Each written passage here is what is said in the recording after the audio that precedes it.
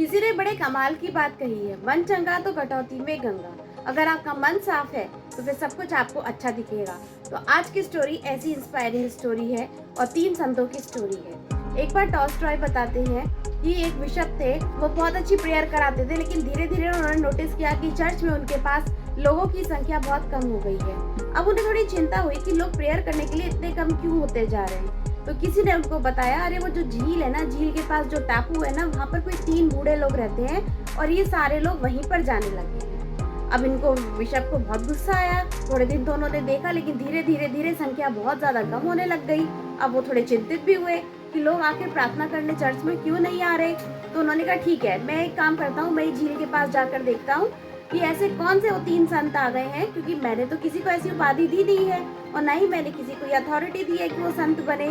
तो मैं खुद ही जाकर इस रहस्य का पता लगा कर आता हूँ। वो नाव में बैठे और उन तीनों बूढ़े लोगों से मिलने के लिए वो चले गए। जब वो नाव के पार पहुंचे तो पेड़ के नीचे 3 बूढ़े लोग एक कुटिया में झोपड़पट्टी में रहते थे। उन्होंने कहा, अरे आपको किसने संत बना दिया? बोले, उसने कहा, किसी ने भी नहीं, हम तो कोई संत वंत नहीं है।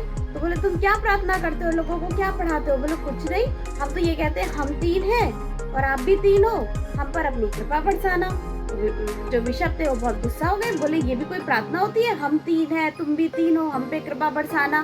प्रार्थना तो वो होती है जो हम चर्च में कराते हैं। बोले, वो तो हमें आती नहीं, लेकिन हम आपके पास आना चाहते थे, पर आप कष्ट करके हमारे पास आए और आज हमें सौभाग्य मिला है कि आज हमें आपसे वो प्रार्थना सीखने को मिलेगी। तो वो कहते, ठीक है, चलो मेरे पीछे दोहराओ, तुम्हें बहुत जल्दी याद हो जाएगी। उन्होंने प्रेयर बताई, उनको बहुत बड़ी लगी। बोले, नहीं नहीं, आपकी प्रेयर तो बहुत बड़ी है, हमें तो याद ही नहीं हो रही। बोले, ऐसे कैसे नहीं याद हो रही? सभी लोग इस प्रेयर को करते हैं, कोई प्रेयर है कि हम 3 हैं, आप 3 हो, हम पे अपनी कृपा बरसाओ। तो लेकिन जब वो बहुत पहुंचे हुए बिशप थे तो संत लोग उनकी बात मान गए। बोले, ठीक है, आप बोलते जाओ, हम अपना प्रेयर को जल्दी से याद कर लेंगे। तो उन्होंने जब प्रेयर बोला तो पीछे पीछे संत भी बोल रहे थे। बोले, अब सुनाओ। तो बोले, अरे हम तो आगे का भूल गए। फिर उनको बताया गया। फिर जब दोबारा से पूछा कि आप सुनाओ, बोले, अरे हम तो पीछे का भूल गए।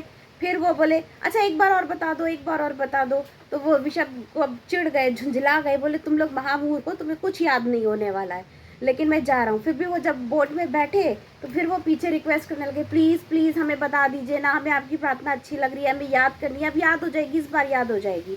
तो खैर उन्होंने नाव में बैठते बैठते भी उनको एक बार प्रार्थना बता दी।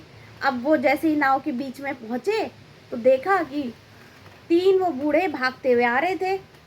अब बोले, संत महाराज रुकिए, महाराज रुकिए, हमें तो हम बीच का हिस्सा भूल गए, प्लीज़ हमें बता दीजिए, हमें प्रेयर याद हो गई है, प्लीज़ प्लीज़ हमें बता के जाइए। और ये चमत्कार देख के कि झील के बिल्कुल बीचों बीच में नाव पहुंच गई थी, पानी बिल्कुल उफान पे था और वो तीनों बूढ़े भागते हुए उनके पास चले आ रहे थे। वो नतमस्तक हो गए कि मैंने तो जीसस मसीह को पानी पे चलते हुए ही सुना था, लेकिन आज ये तो साक्षात मेरे सामने चल कर आ रहे हैं। सच में इनका हृदय इतना सरल है कि भगवान की कृपा इन पर इतनी मेहरबान है कि ये जो प्रार्थना करते हैं वही सबसे अच्छी है। उन्होंने खुद नतमस्तक हो गए कि उन्होंने बोला, आप हमें बीच का हिस्सा तो बता दीजिए। बोले, आपको किसी प्रेयर की ज़रूरत नहीं है, आप जो प्रेयर करते हो और जो सच्चे मन से आप करते हो वही सबसे अच्छी प्रेयर है।